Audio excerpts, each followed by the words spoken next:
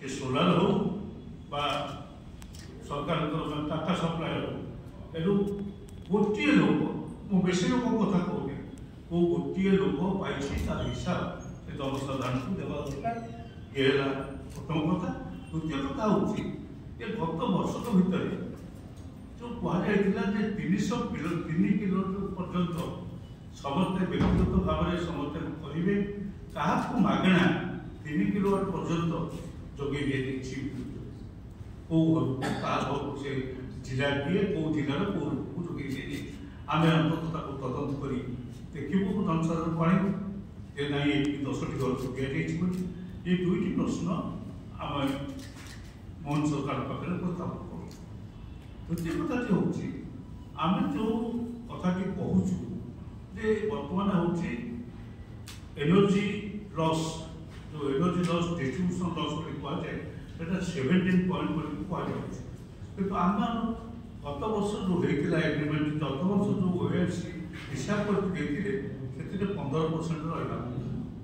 यदि 15% रहे ताहले आमको जो लॉस करके जो 2% प्रॉफिट पाइले से आमको पैसा फेरे। द्वितीय कथा हूँ आप जानते गोटे यूनिट लॉस रोकिले आमको पाखापाखि 117 कोटी टंकार 130 कोटी टंका आम लाभ हम यदि गोटे यूनिट लॉस आम रोकपारे। तेणु से निजे कहले गत 4 वर्ष भितर 5 वर्ष भितर पाखापाखि 8 यूनिट लाभ कर 25 यूनिट 17% पहुँचा अर्थात एति टंका लाभ भी कर सबुगुड़िक आमको हिसाब मुझे दाबी करे बढ़ो ना बढ़े सारा ओडिशा विद्युत दर जदि गोटे पैसा यूनिट पिछा बढ़े सारा ओडिशा कांग्रेस दल एवं तार सब संगठन छात्र युवक संगठन महिला संगठन समस्त को साथी नब और समस्त उपभोक्ता मानू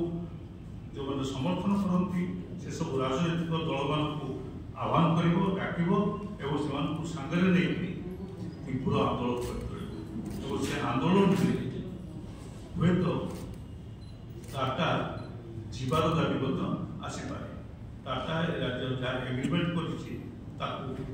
प्रत्याहार करके तुरंत राज्य छाड़ा दरकार दाबी भी आसपे। तेणु आप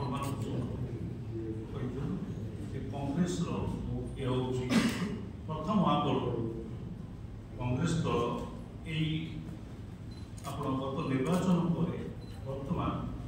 लोकंर स्वार्थ को लेकिन जो इलेक्ट्रिसिटी विद्युत सब लोकर स्वार्थ गरीब लोकर मध्यवित्तर बड़ लोकर चाषी समस्त स्वार्थ को लेकिन कांग्रेस आंदोलन कर पैसा बढ़े पैसा कमेवा बर्तमान आज दिन में आम दाबी कर।